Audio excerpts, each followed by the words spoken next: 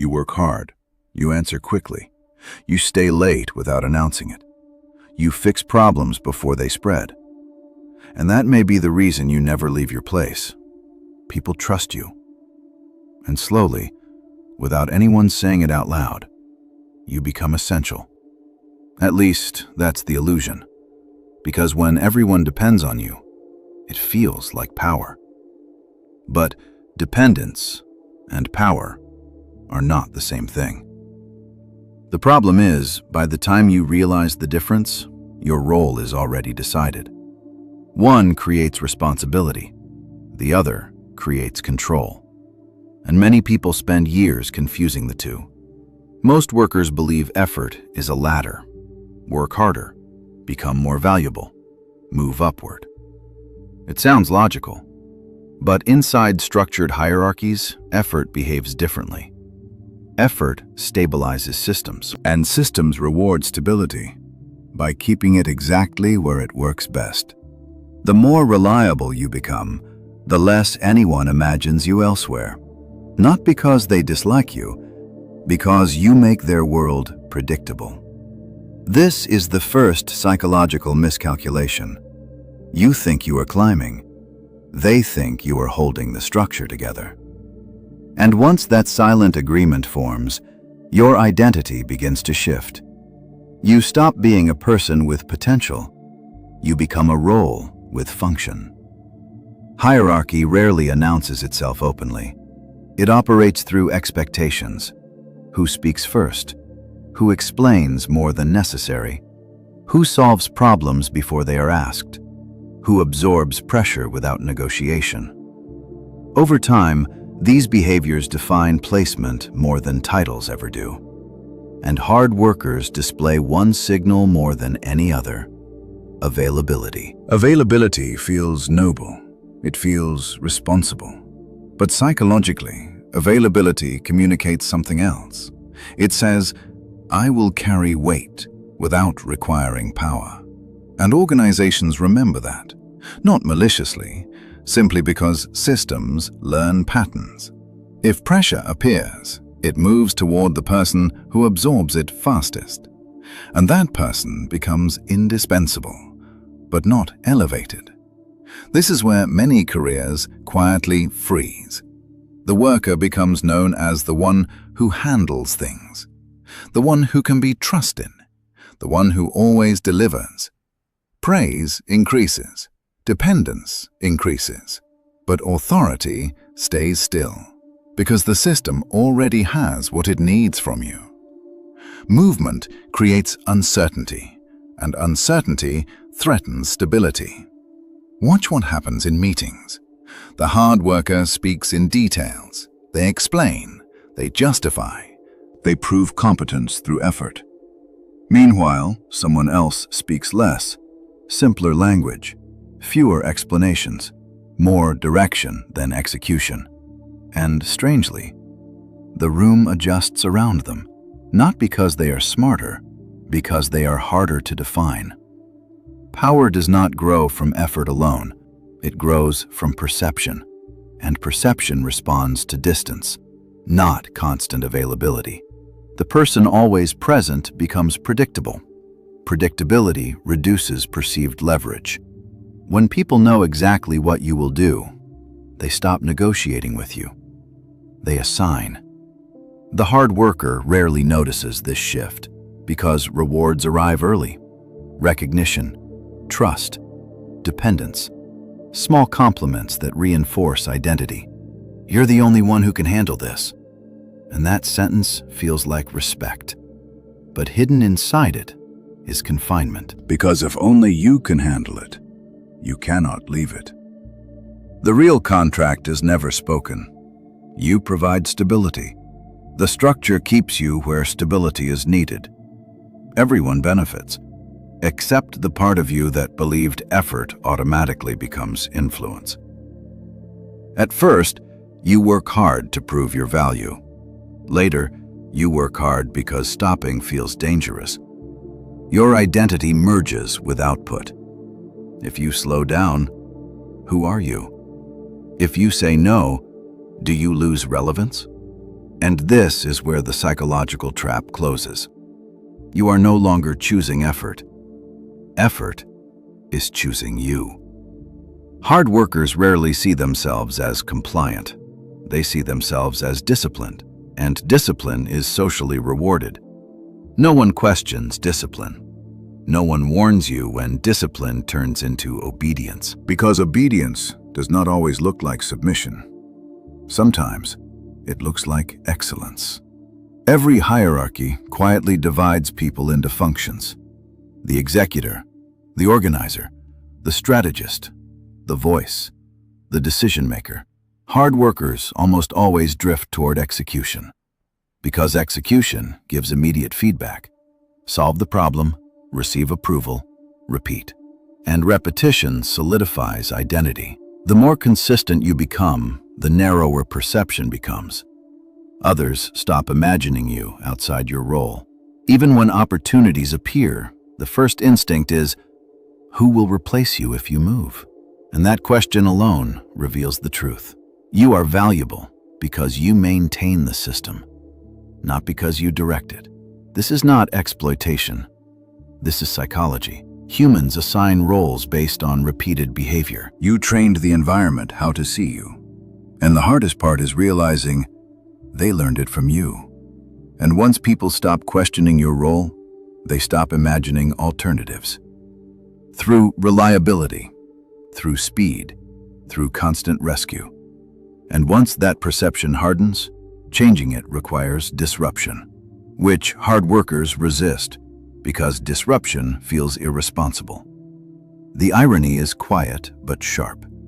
The qualities that made you respected can also make you powerless. Not powerless in skill, powerless in positioning.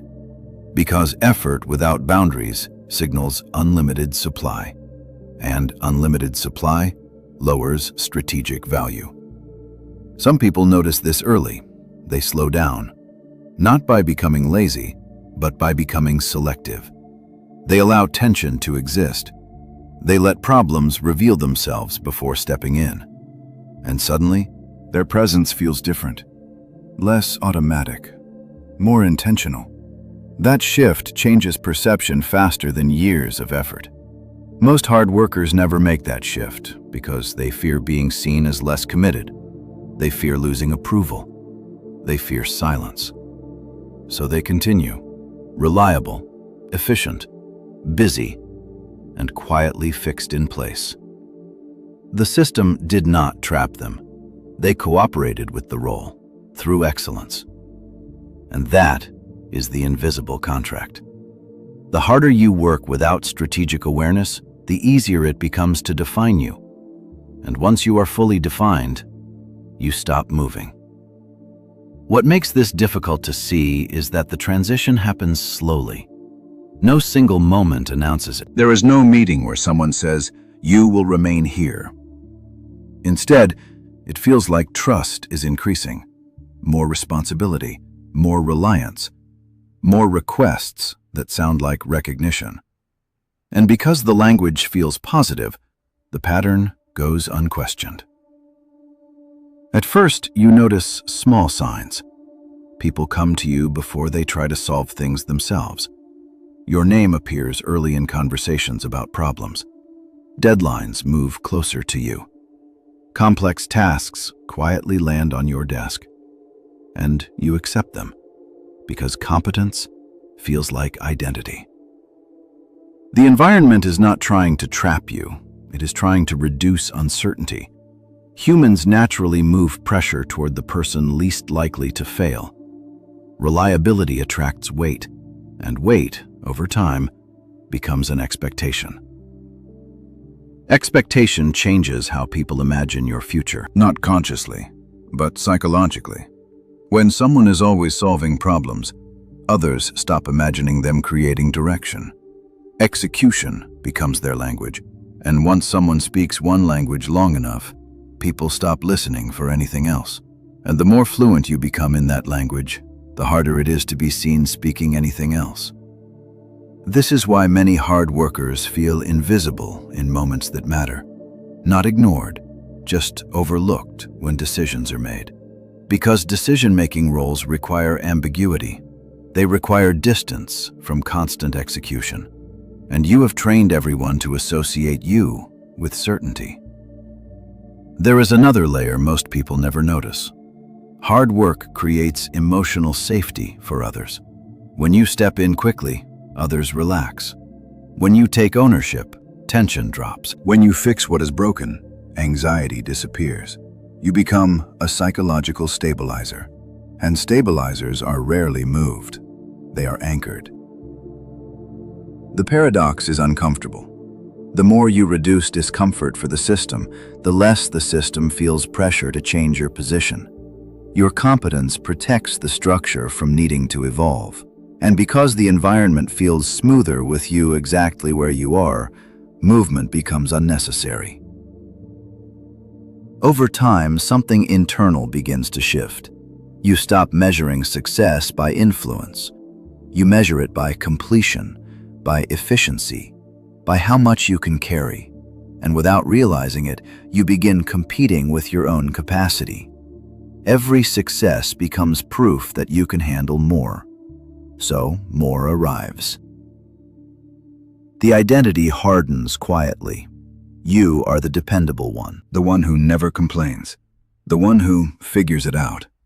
And people start describing you with language that sounds like respect, but functions like containment. Solid, reliable, always there. These words feel safe, but safety is not movement.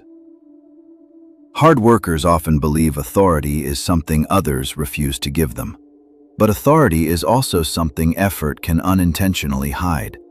When you are always busy executing, you leave no space for others to imagine you directing. Your energy is fully visible, and therefore fully categorized. Notice how differently people respond to someone who appears slightly unavailable. Not absent, just selective. They are approached with more caution, more preparation, more intention. Because uncertainty increases perceived value. And uncertainty cannot exist when your effort is constant. This is why slowing down feels dangerous. It threatens the identity you built. If you are not the person who fixes everything, who are you? If you stop rescuing situations, will people still need you? These questions keep many workers locked into perpetual execution. Not because the system demands it, because identity does. The deeper issue is control. Hard work feels like control because you are always doing something.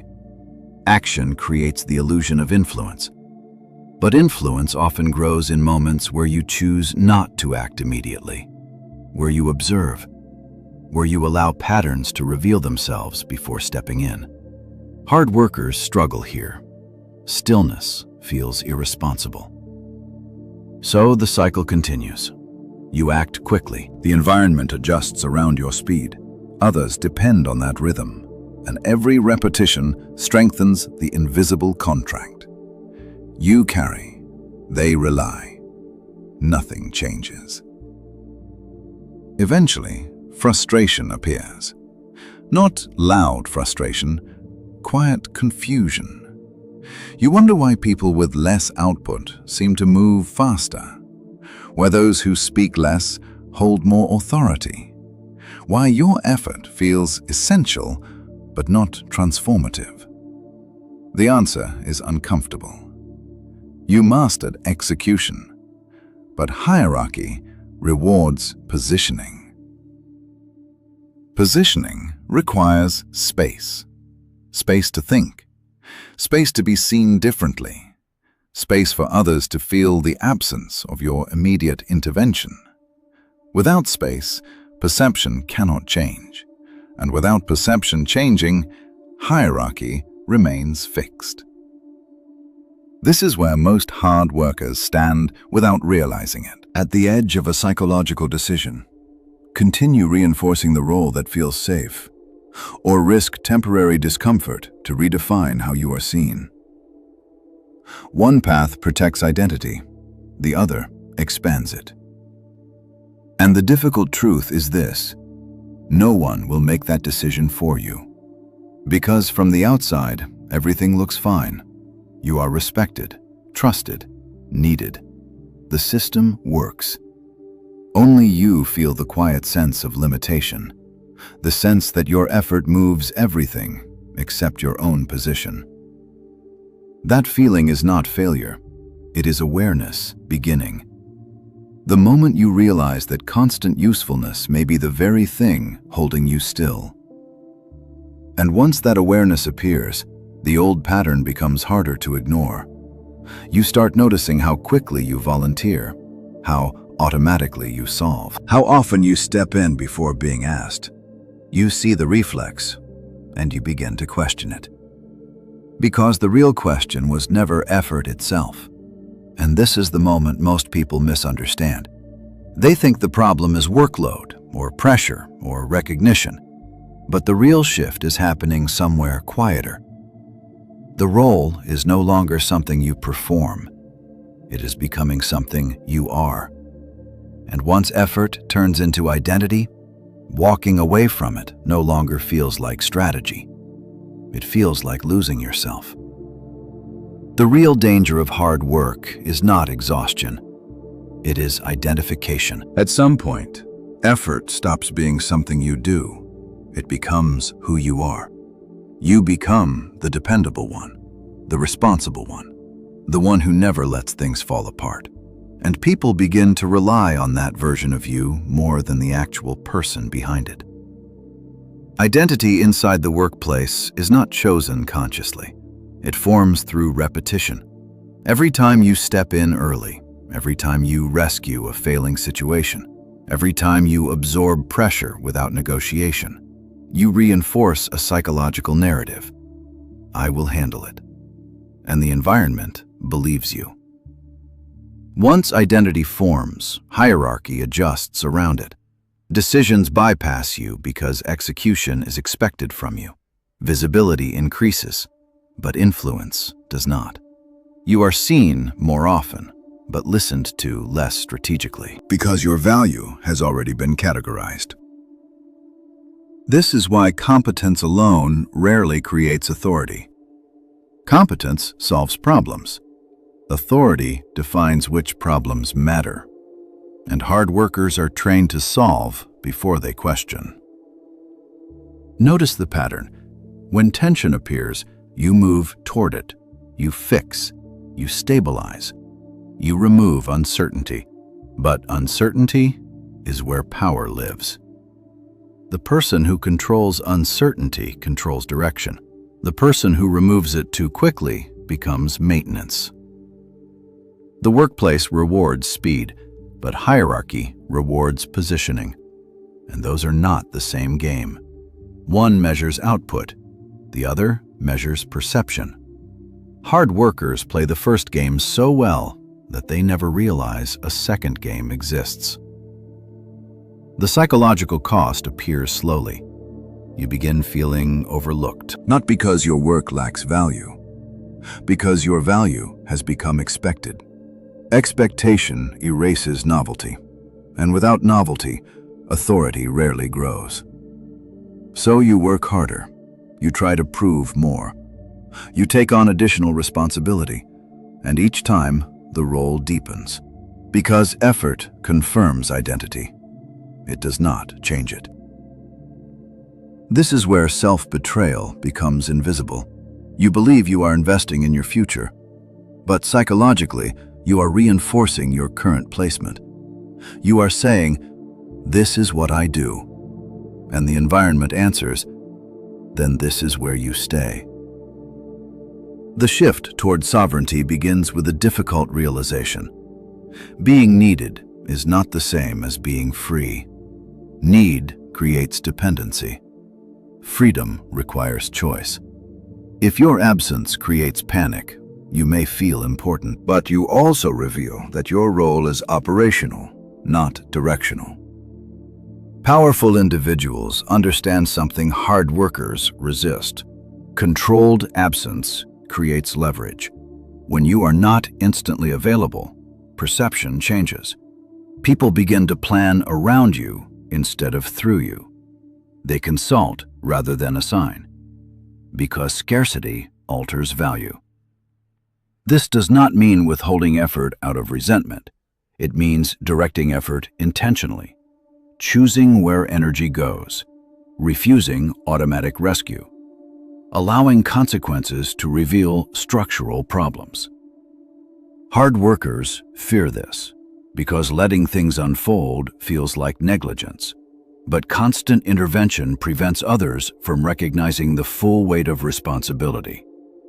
You protect the system from its own weaknesses, and as long as you do, Nothing changes, including your position. authority grows when you move from execution to interpretation, from doing everything to deciding what deserves attention, from proving competence to shaping focus. That transition feels uncomfortable because it requires restraint, and restraint looks passive to people addicted to effort. The internal shift sounds simple but feels radical. You stop asking, what needs to be done, and start asking, what happens if I don't do this? That question reveals whether your effort is strategic or automatic.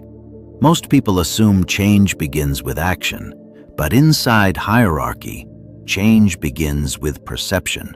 And perception rarely shifts because you announce something new. It shifts because your patterns stop matching the role others expect. This is why hard workers struggle to reposition themselves. They try to change through effort. They speak more, volunteer differently, take on higher-level tasks. But effort is the language of the old identity. So the system reads the signal the same way. Execution, reliability, availability. Nothing changes. Real repositioning begins when your relationship with urgency changes. You stop treating every problem as yours to solve. You watch how discomfort moves through the room. Who rushes? Who waits? Who feels responsible? And for the first time, you notice that urgency is not neutral. It is a social signal.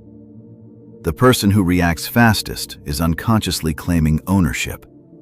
And ownership without authority becomes burden. Hard workers often fear being perceived as disengaged, so they overcorrect. They respond immediately. They offer solutions before silence settles.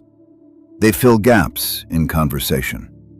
What feels like leadership is often anxiety disguised as usefulness. The need to maintain identity through constant contribution. Authority behaves differently. Authority is comfortable with unfinished moments. It allows silence to stretch. It lets others sit with uncertainty, not out of indifference, but out of control. Because the person who can tolerate unresolved tension controls the pace of the room.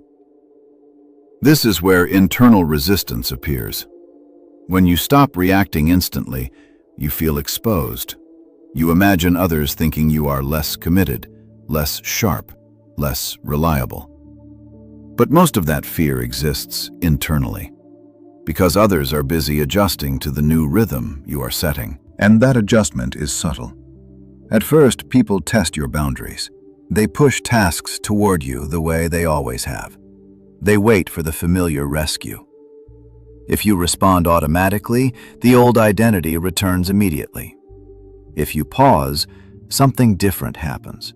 Responsibility begins to redistribute, not because you demanded it, because your behavior stopped absorbing everything. This moment feels uncomfortable because you're watching your old identity loosen. The reliable one, the fixer, the stabilizer. You begin to realize how much of your value came from predictability. And unpredictability, even strategic unpredictability, feels dangerous. But predictability is the currency of tools. Tools perform the same way every time. That is why they are trusted. And why they are rarely consulted about direction. When your behavior becomes slightly less automatic, perception begins to widen. People start asking instead of assuming. They check before assigning. They prepare before approaching. These small shifts are early signs of repositioning. The change is not loud. No announcement happens. No promotion appears overnight. Instead, the atmosphere changes. You are no longer just part of the machinery. You become a variable the system must account for. And variables hold leverage. This is also the stage where many people retreat, because the transition feels inefficient. Things move slower. Problems linger longer. Others struggle with responsibilities you used to carry effortlessly. And your instinct is to step back in, to restore order, to prove competence again. But stepping back in too early resets the entire pattern. You teach the environment that your boundaries are temporary, that pressure will always pull you back into execution. And the system relaxes because nothing truly changed. The deeper shift requires patience. You allow others to experience friction. You allow mistakes to surface. You allow consequences to appear without immediately absorbing them. Not as punishment, as clarity. Because clarity reveals where responsibility actually belongs. Over time, something unexpected happens internally. You feel less exhausted. Not because there is less work, because you are no longer carrying work that was never yours. Your energy becomes directional instead of reactive. And with that shift comes a new form of confidence. Quieter, less performative, more grounded. People often misinterpret this stage. They think becoming selective means caring less, but the opposite is true. Selectivity means your attention has value, and value requires boundaries. Without boundaries, effort becomes background noise. The workplace begins to read you differently, not as the person who always says yes, but as the person whose yes matters. And that distinction changes hierarchy more than any speech about ambition ever could. This is when effort stops being proof and starts becoming strategy. You work, but not automatically. You contribute, but not compulsively. You choose where your competence appears and where it doesn't. The result is subtle but powerful. You are no longer defined entirely by output. You are defined by judgment, and judgment is the foundation of authority. Because power inside organizations is rarely about doing more, it is about deciding what deserves energy. And that decision only becomes visible when you stop spending energy everywhere. Eventually, the internal narrative changes. You no longer ask, "How much can I handle?" You ask, "What actually moves my position?" That question transforms effort into leverage, and leverage into agency. Slowly, your behavior changes. You speak less, but more precisely. You solve fewer problems, but influence larger ones. You allow silence to exist after speaking. You stop over-explaining. And something unexpected happens. People begin to read authority into your restraint, because authority is often perceived through control of energy. Most people never notice the moment the shift happens, the day effort stops proving who they are and starts revealing what they were afraid to stop being. Only then does hard work stop functioning like a cage, because it is no longer automatic. It is chosen, directed, owned. Not volume of effort. The hardest part is emotional. You must tolerate the discomfort of not being instantly useful. You must survive moments where others adjust without you, where problems exist longer than you prefer, where your identity as the reliable one feels threatened. That discomfort is not failure. It is separation from the role. Many people never cross this threshold. They remain respected, trusted, overworked, forever essential, but never central. Because central positions require distance from constant execution. Hard workers make the best tools, because tools never question purpose. They perform efficiently, predictably, without friction. And the moment you perform without questioning direction, you surrender authorship. Psychological sovereignty begins when effort becomes a decision instead of a reflex. When you realize that discipline without boundaries becomes obedience. When you understand that reliability without positioning becomes confinement. The question is not whether hard work matters. It does. The question is whether your effort expands your range or narrows it, whether it increases your options or locks you into one identity. In every hierarchy, there is a quiet dividing line. On one side are the people who keep things running. On the other are the people who decide where things go.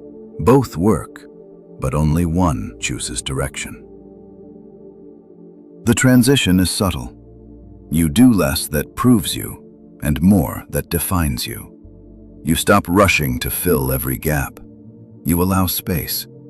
You let others feel weight. And gradually, perception shifts. You are no longer just reliable. You are deliberate. And that is when effort becomes power. Not because you worked harder, but because you stopped letting effort define you. The system rarely forces anyone into a role. Most roles are accepted, repeated, protected through excellence. And that is why hard workers make the best tools, not because they lack strength, but because they never stop long enough to ask who their strength is serving. And the moment you finally ask that question, everything you thought was progress starts to look different.